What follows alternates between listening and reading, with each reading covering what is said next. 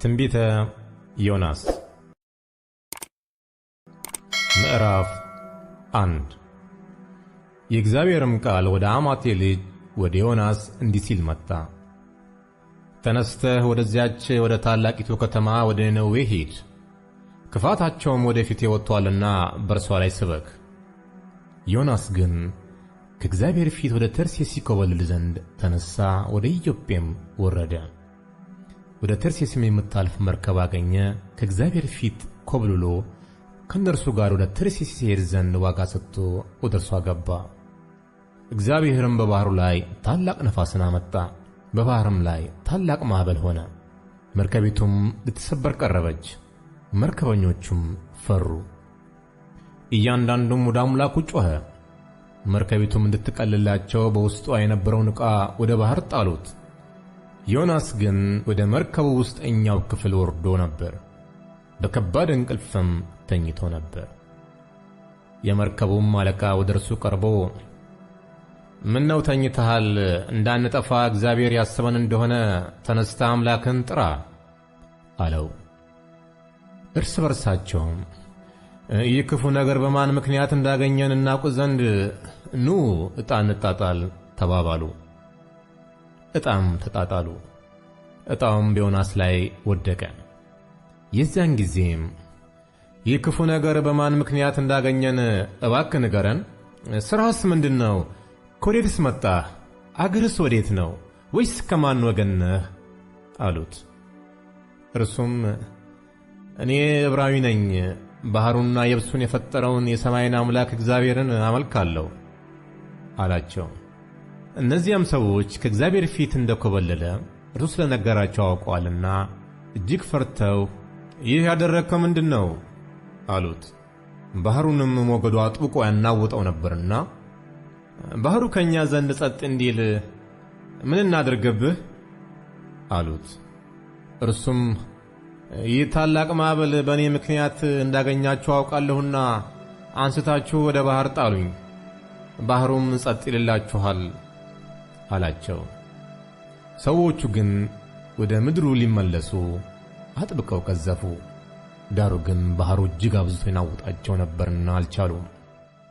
ስለዚህ ወደ እግዚአብሔር ጮኸው አቤቱ እንደወደድክ አድርገሃልና እንለምንሃለን። አቤቱ ስለዚህ ሰው ነፍስ እንዳንጠፋ ንጹሕም ደም በእኛ ላይ እንዳታደርግ እንለምንሃለን አሉ። ዮናስንም ወስደው ወደ ባሕር ጣሉት። ባሕሩም ከመናወጡ ጸጥ አለ።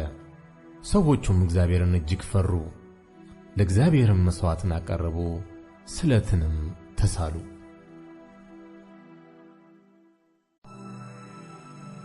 ምዕራፍ 2 እግዚአብሔርም ዮናስን የሚውጥ ታላቅ ዓሣ አሰናዳ።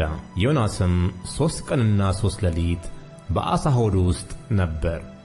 ዮናስም በዓሣ ሆድ ውስጥ ሆኖ ወደ አምላኩ ወደ እግዚአብሔር ጸለየ፣ እንዲህም አለ። በመከራዬ ሳለሁ ወደ አምላኬ ወደ እግዚአብሔር ጮኽሁ፣ እርሱም ሰማኝ። በሲኦልም ሆድ ውስጥ ሆኜ ጮኽሁ፣ ቃሌንም አዳመጥ። ወደ ጥልቁ ወደ ባሕሩ ውስጥ ጣልኸኝ፣ ፈሳሾችም በዙሪያዬ ነበሩ። ማዕበልህና ሞገድህ ሁሉ በላዬ አለፉ። እኔም ከዓይን ፊት ተጣልሁ፣ ነገር ግን ወደ ቅዱስ መቅደስህ ደግሞ እመለከታለሁ አልሁ። ውኆችም እስከ ነፍሴ ድረስ ከበቡኝ። ጥልቁ ባሕር በዙሪያዬ ነበረ፣ የባሕሩ ሣር በራሴ ተጠምጥመው ነበር። ወደ ተራሮች መሠረት ወረድሁ፣ በምድርና በመወርወሪያዎቿ ለዘላለም ተዘጋሁ። አንተ ግን አቤቱ አምላኬ ሕይወቴን ከጕድጓድ አወጣህ። ነፍሴም በዛለችብኝ ጊዜ እግዚአብሔርን አሰብኩት። ጸሎቴም ወደ አንተ ወደ ቅዱስ መቅደስህ ገባች። ከንቱነትና ሐሰትን የሚጠብቁ ምሕረታቸውን ትተዋል። እኔ ግን በምስጋና ቃል እሠዋልሃለሁ፣ የተሳልሁትንም እከፍላለሁ። ደህንነት ከእግዚአብሔር ዘንድ ነው። እግዚአብሔርም ዓሣውን አዘዘው፣ እርሱም ዮናስን በየብስ ላይ ተፋው።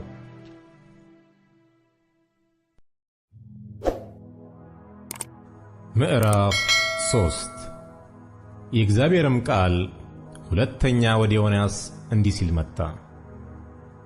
ተነስተህ ወደዚያች ወደ ታላቂቱ ከተማ ወደ ነነዌ ሂድ፣ የምነግርህንም ስብከት ስበክላት አለው። ዮናስም ተነስቶ እንደ እግዚአብሔር ቃል ወደ ነነዌ ሄደ። ነነዌም የ3 ቀን መንገድ ያህል እጅግ ታላቅ ከተማ ነበረች። ዮናስም የ1 ቀን መንገድ ያህል ወደ ከተማይቱ ውስጥ ሊገባ ጀመረ። ጮኾም በ3 ቀን ውስጥ ነነዌ ትገለበጣለች አለ።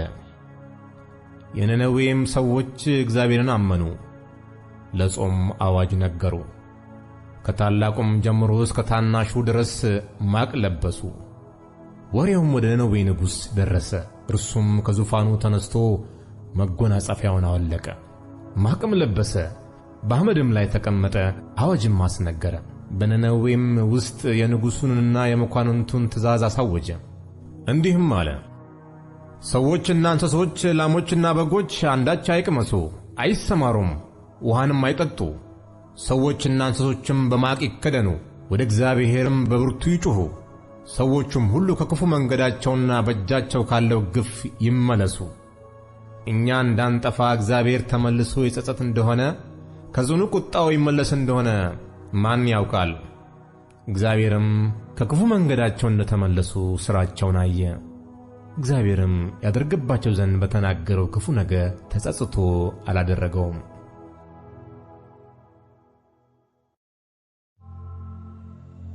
ምዕራፍ 4 ይህም ዮናስን ከቶ ደስ አላሰኘውም። እርሱም ተቆጣ። ወደ እግዚአብሔርም ጸለየና አቤቱ እለምንሃለሁ፣ በአገሬ ሳለሁ የተናገርኩት ያን ነበረምን? አንተ ቸር ይቅር ባይ፣ ታጋሽን፣ ምሕረትም የበዛ ከክፉ ነገርም የተነሳ የምትጸጸት አምላክ እንደሆንክ አውቄ ነበር። ስለዚህ ወደ ተርሴስ ለመኮብለል ፈጥኜ ነበር። አሁንም አቤቱ ከሕይወት ሞት ይሻለኛልና እባክህ ነፍሴን ከኔ ውሰድ አለው። እግዚአብሔርም በእውኑ ትቈጣ ዘንድ ይገባሃልን? አለ።